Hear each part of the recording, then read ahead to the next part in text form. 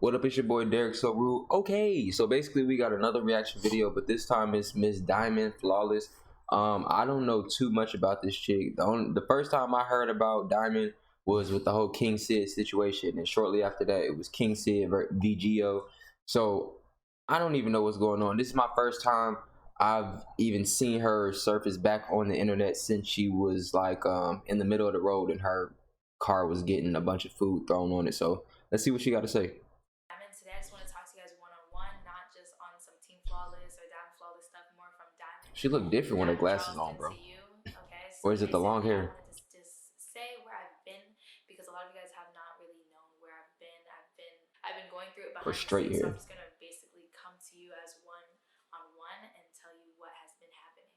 So before I start the video, I just wanted to say I've been through a lot of traumatic experiences, a lot of PTSD, a lot of things where I've been going through really deep situations. A lot of you guys probably have known that I've been through some of the things that I'll touch a little bit on the surface of things, because I don't want to get too deep into anything.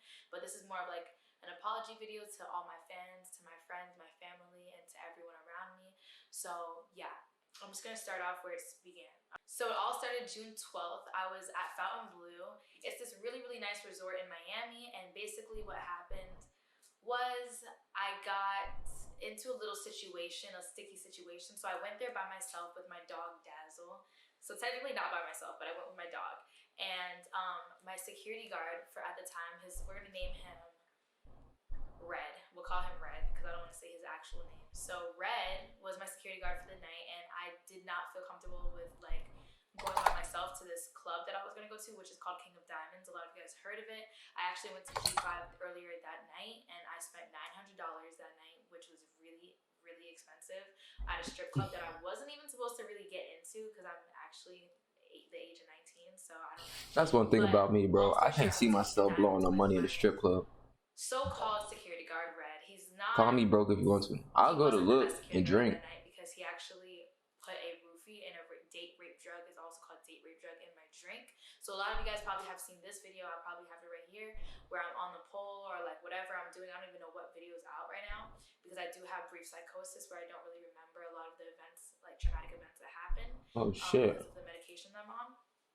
But so she really going through shit. I got roofied, and it makes you hypersexual. So I was on the pole. I'm not a stripper. There's nothing wrong with being a stripper. I actually made a lot of money that night, and I gave it to the strippers, not to be like joking about it, but like this is what happened. So that happened, and I gave the money to the strippers, and I like left that club with literally $0 to my name, like nothing to my name. So it was really traumatic to me because I was drugged, which I didn't know until later because I wasn't even drinking. Alright, so she got drugged. Hold on, so what do y'all think she speaks about the King Sid thing? What's right here? For a week, and at Mount Sinai, basically, it was very traumatizing. Okay, so at Mount Sinai, I got there, the police brought me, they didn't even arrest me, they detained me, which means they just took me in the police car and drove me. They dropped me off there, and it was a very... Jane Doe is basically where they don't know your identification. So they Jane Doe'd me because I didn't have my ID on me. I didn't have anything on me. I actually, before I left, like got Baker acted. Oh, she got arrested? Away to strangers. I gave my jewelry away. I gave everything of mine away. Like everything I have. I do look at, like, I'm very optimistic, so I look at the good. I'm sorry, y'all. This video 23 minutes. I'm just trying to hear it. I don't really remember the bad parts. King Sid thing. Trying to like. In psychology, you can like trace back what you remember if you like go step by step. So I'm trying my hardest, but I don't really know the full story because I don't, like, my brain erased it, technically, if that makes sense. I don't know if that makes sense. Okay, so we're gonna fast forward to July 1st. So July 1st is when I actually, if you haven't seen the video, I pulled up to my ex-boyfriend's house named Jason. Here we go. So Jason, this is gonna be directly towards Jason. I'm sorry for coming to your house. I'm sorry for bringing my little brother. Sorry, King Jason. That was weird too. I do not know why she brought her little brother, bro. I mean, he ain't look scared or nothing, but like as a little nigga, to see your older sister like get treated like that, talk to like that, that's definitely gonna stick with that little nigga for the rest of his life. But the only main reason I did bring him there, my entire intentions were not on a negative side.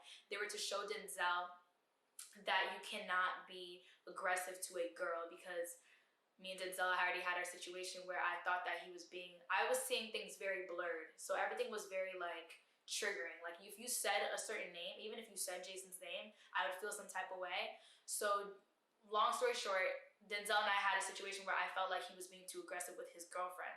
And Denzel, my little brother, he's 12 years old. So I was like, look, Denzel, like you can't. I was about to say, he looked like he was about 6. That's kind of what happened, why I brought Denzel to Jason's house, because a lot of you guys know parts of the stories, but you don't know the main story. Even Jason himself doesn't know the story, and this is why I brought him to Jason's house, which I shouldn't have done. I do want to say sorry for that. I brought Denzel to Jason's house because Jason and I have, as you guys know, has done a lot of things to me, and our relationship has been very traumatizing to my soul and my heart, because I was dating him, and you know, a lot of things have went left, which you guys can research about later. But I want to say sorry to Jason for bringing that drama and being on your property, because anything could have happened. I was on his property. He could have done anything to me, and it would have gotten God. So that's very, very dangerous. I don't like how Jason did put his hands on my brother. I'm not going to say anything about that, like doing too much, but Jason, I really wish I didn't see that part. I just want to address that in that video. Them grown ass niggas was screaming into the window at that nigga though. Had cameras pointed into her little brother's face, and she was weird. Brienne, his girlfriend, alright, so after July 1st, that was cool, that was whatever, that's what happened. I did go to his house, and a lot of things happened, and whatever. So July 4th, I don't remember, because my parents actually gave me my meds that I got for schizophrenic, which I'm not schizophrenic, like I'm not, and that's on period. Even my doctor said I'm not, but he gave me meds for it, which I don't understand. Because doctors just gonna give you anything, bro. July 4th, shut you up. I went to Walmart, picked up my meds at the pharmacy. Sorry if I'm talking fast, I'm really like anxious. Okay, picked up my meds at the pharmacy, and what happened? Like, oh, I literally passed out for the whole day because I'm allergic to the meds. It's actually called Respirodol. I'm not on the meds anymore, thank God.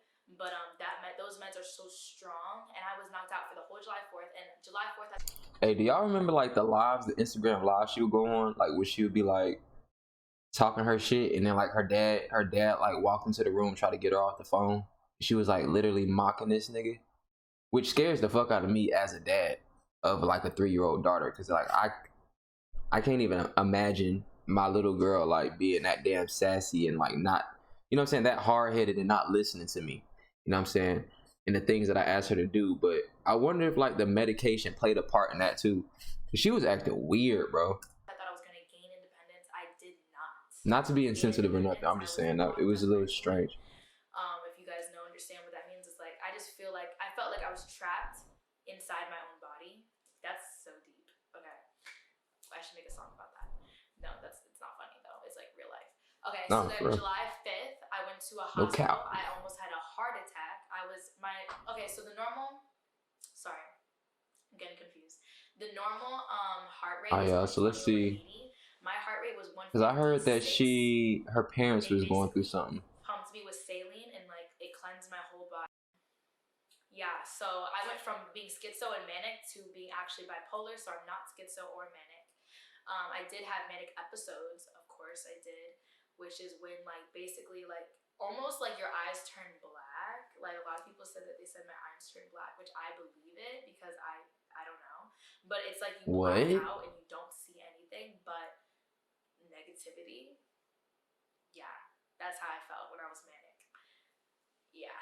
Since when does blacking out make your eyes like what the fuck is going on? Now I'm better. You an alien, muff? I'm better. So I went to the Delray Medical Center, and basically there we colored all day. I have like this much of like coloring pages. I should have. Hey, coloring is low key relaxing as fuck though. We did crossword puzzles. They treat you like a kid. I gained like 30 pounds while I was in there. I'm like literally so big now because I would eat all day. Turkey sandwiches. That's good. That's what I'm trying to do, shorty. Trying to gain weight. Like, hold on. So fun, what? I heard that her parents were going through a divorce. I've been drinking since I was 13. I've been taking Percocets since I was like 18 for like a year. I was taking Percocets, like 2 Percocets which is like literal heroin. Yeah, fuck that, yo. I also did promethazine and codeine, which is lean. A lot of people that are on the limelight, not saying like this person, that person, but I'm saying a lot of people do drugs that they're not supposed to do. So if you're young, I would recommend that you stay away from drugs because drugs can ruin you. So it's kind of like people thought I was on drugs, but really I was on a withdrawal from drugs because one day I woke up and I was like, I'm not going to do drugs ever again. Which is the worst way to quit. That's what happened, and that's I ain't gonna say the worst way to quit, but it's definitely like the most dangerous way. There's certain drugs you can't just quit. You can't just quit like that, bro. Like alcohol, you can literally die from detoxing off alcohol, bro. I was high on a perk, but like I was because I was very depressed. Even when I went to college, I was very, very depressed. So that's kind of where it came from. But now that I'm sober, it's a lot better. I am still on meds. Congrats. So it's like not, they're opioids and like opiates, I think they're called. Alright, hold on. I'm trying to see. Who wants to rekindle our bond? You have my number. I've tried to talk to him many times, but he hasn't answered. She tried to talk to this dude. I don't really remember and recall what has happened in the past, right? And Jason was like, oh, so you had sex with her? Oh, you had sex with her? You had sex with her? And I think that's where the rumor came about. So that was a misunderstanding, and that's not what I said.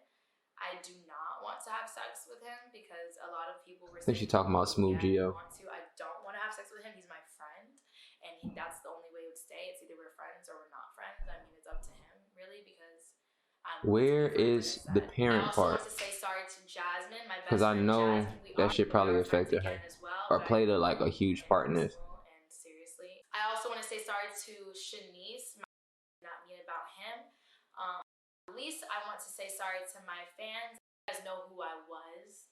I don't want to have no drama. I don't want to have. Alright, so I guess it's not gonna say it in this one. That pretty much wraps up that not interview, but pretty much wraps up her apology, which is dope. I feel like it's dope to see her it kind of come full circle, whether she mean this shit or not. Like it still take a lot to like jump in front of the camera and make a fucking 30-minute video about like your life. So I definitely give her kudos for that.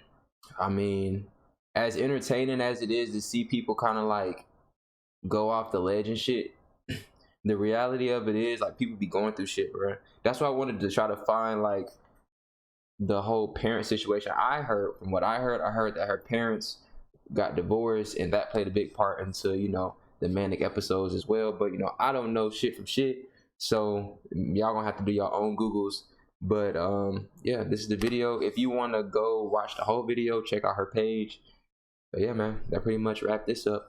Okay. I'm booming, I'm booming, I'm biking.